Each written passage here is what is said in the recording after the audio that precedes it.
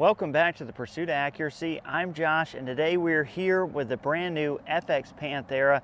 Obviously, if you're looking at this, this is a purpose-built rig to kind of put you into that NRL 22 PRS style shooting. Now, obviously, you can do all sorts of things with this rifle.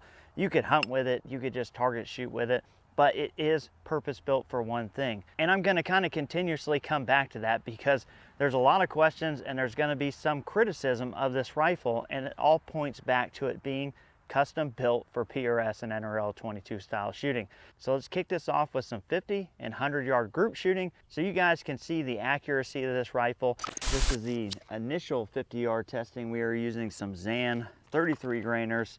So we got a mag here full of those, and we're gonna see what we can do at 50 yards.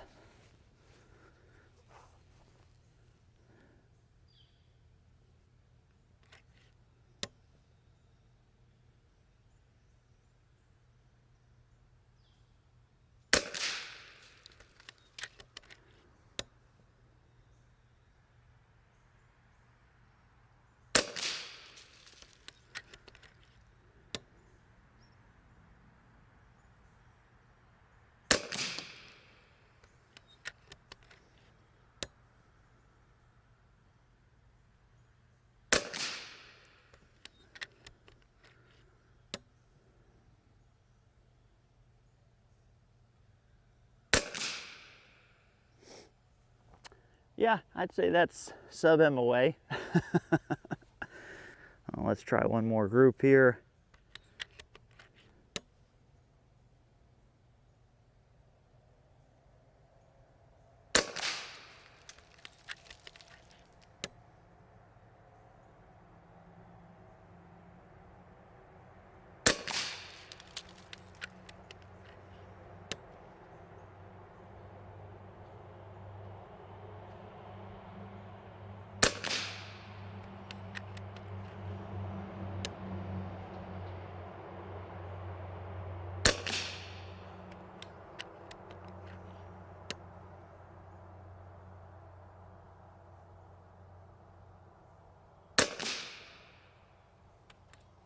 I mean, it's just crazy. You know, I've shot groups like this out of the impact, and this isn't like a one-time thing. It's not the first time it's done this. It's done this quite a bit. The Zan 33 grainers, the Javelin 34s, the 217s and 218s, it wasn't really fussy. It just kind of was more consistent with this. And you can see there, point of impact across those two groups, basically the same. You know, I'm maybe a little low on my 50-yard zero, but this is a new setup. So let's run this out to 100 yards. I'm going to throw up a shoot and see. Now, I really haven't tested these, so this may bite me, but I moved to the 40 grainer Zans and 218s, and yeah, we're going to find out together. It seems to like these Zans pretty good, but let's see what we got here. Shoot at the top left here.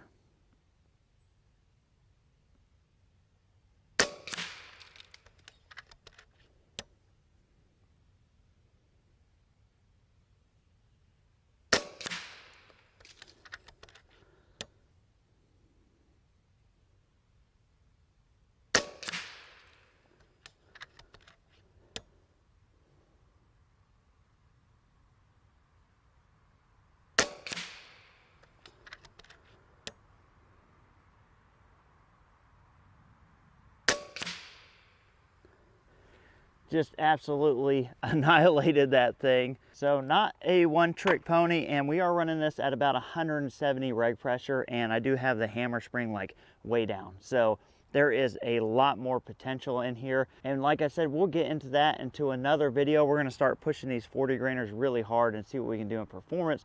But this is a very good baseline because this is gonna give you an extra few shots and you don't have to run the gun really hard, but you can see out there at 100 yards what that 5-shot group looks like. I mean, that's pretty freaking good. The 50-yard groups, pretty freaking good. So obviously the rifle is very capable. I am not pushing this extremely hard yet. I will be in a future video, but for right now, I'm kind of running it middle of the road. Let's talk a little bit about the chassis here. So obviously this is patterned after most of the common PRS rifles that you're gonna see, this has an M-LOK based chassis that I have some weights on, which helps me get a balance on this, and it's all working really, really well. Now, I'm not gonna beat the technical aspects of this to death. If you wanna see those, I will reference Matt's video. I'm gonna link that down in the description, so if you really want the ins and outs of exactly what this rifle is, go check out Matt's video. But for this purpose, what we need to know is we freed up room in this chassis because the plenum now is right here. And while this looks like the shroud, this part of this is actually the plenum. And then the front half of this barrel is actually the shroud. Now the barrel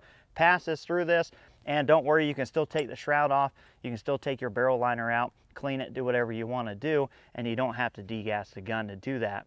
And because the way this is, it is a very stiff and rigid setup. So obviously that rigidity is going to help us keep a good point of impact, and when we're kind of moving this thing out of barricades, if we were to happen to hit it on a prop, which is going to happen, it shouldn't affect the gun at all. Now up here we have 20 MOA built in the Picatinny rail, and you can see I'm running the Athlon Cronus with the FX No Limit rings. With this setup, I can pretty much dial as far out as I need to, and we really don't have to worry about it. On this side of the rifle, you can see we have twin gauges. Now those gauges are going to show you your fill pressure and your regulated pressure. And if you're a right-handed shooter, lucky you, because you're going to be able to see that with your non-dominant eye and while you're looking through the scope. Obviously in the back here, we're going to have an adjustable cheek piece. We have an adjustable length of pull, and we have the 250 bar bottle. Now there are 300 bar bottles already out on the market.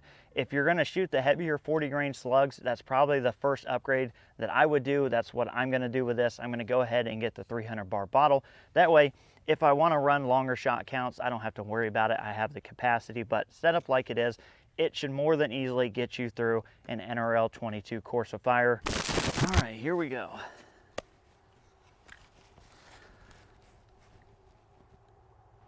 Let's go after the big circle on the left.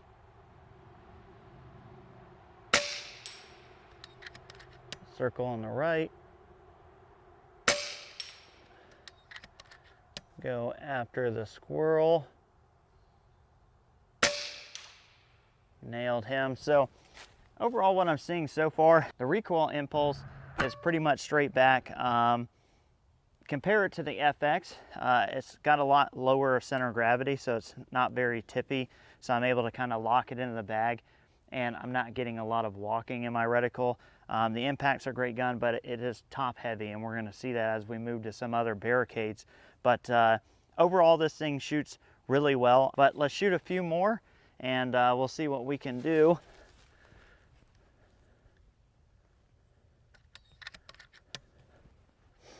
See if we can hit that diamond. Ooh, barely got him. Let's try him again, see if we hit him better.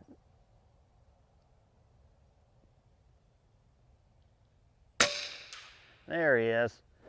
I did want to talk a little bit of pros and cons. So this rifle, you know, a con is shot count. Everything is really compact. If you're looking for 30 plus shots, this is not going to be the setup. This is purpose built for NRL stages. Now, the impact is going to have a heck of a lot more shots because you can throw a huge bottle on it and it's not in the way. But you're giving up prop clearance by doing that. So again, you know, people are going to look at that. They're going to criticize the shot count on this, but keep in mind that this whole form factor has been squished and made into a PRS style rifle so that it can compete in those kind of disciplines, and you're just not going to have that. Now, a 300 bar bottle, you can bump those shots up, you know, push the gun a little less hard, you're going to bump your shot counts up, but you're not going to see the kind of shot counts that you got out of the impact with this setup. What we're going to do is we're going to run this, we're going to shoot some of those same targets. All this is at 100 yards because that's kind of the max distance that you're going to shoot in a local level NRL 22.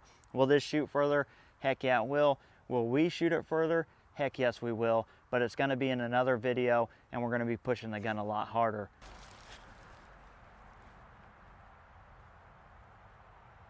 Oh, I forgot how wobbly this guy is.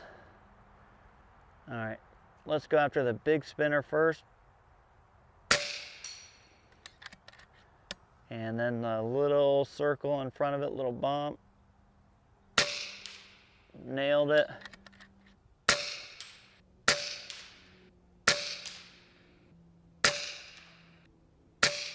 There it is.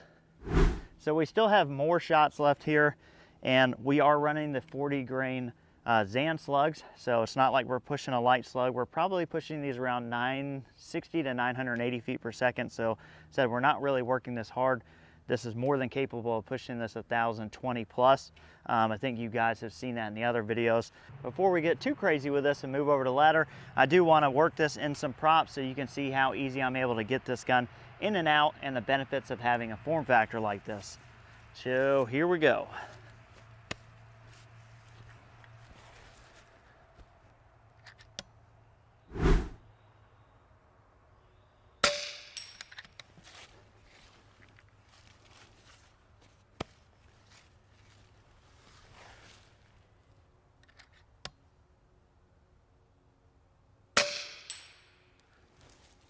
So pretty easy there.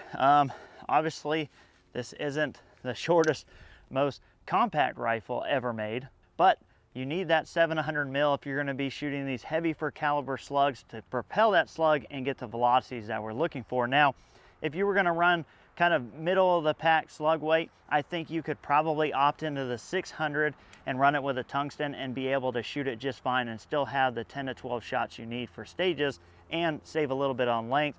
But if you're going to be trying to push heavy for caliber slugs really hard, then you probably want to stay with a 700. It's really not that hard to get this in and out of a prop, although it is going to be a couple inches longer than a traditional PRS style rifle. So what we have here obviously is the dreaded ladder prop. So this is used basically almost every time I've shot NRL 22. There's some sort of ladder there, whether it's stood up like it is now or on its side, but ladders are just like an extreme favorite. So we're going to run this through on some of these rungs and we're going to see how this form factor does and how the rifle shoots, and then we'll wrap this guy up.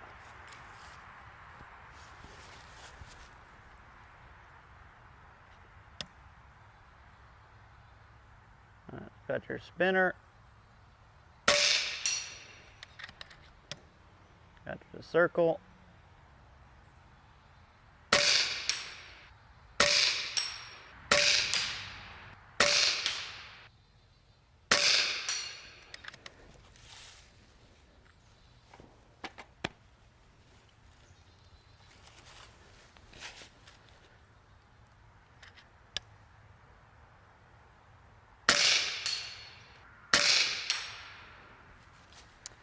Again, no problems running the ladder as expected with a new form factor. It's going to be pretty easy, and I think we beat the props up enough. You guys know now what the rifle is capable of, what it's going to fit into, how much better it's going to be at NRL 22 style stages. Like I said, there are pros and cons, but there are definitely more pros, especially when you take into account that this is a purpose-built rifle for one thing, and it's been doing it very well. Now, I'm very early on in testing. I got the 33 and 40 grain Zan shooting really well, as you can see. I'm really happy with that, but now I'm looking forward to bumping the power up, shooting almost specifically the 40 grains and seeing what this will do. And like I said, we'll have videos about that later, but overall, I'm super happy with how the FX Panthera turned out. I appreciate you guys watching. We'll catch you on the next one.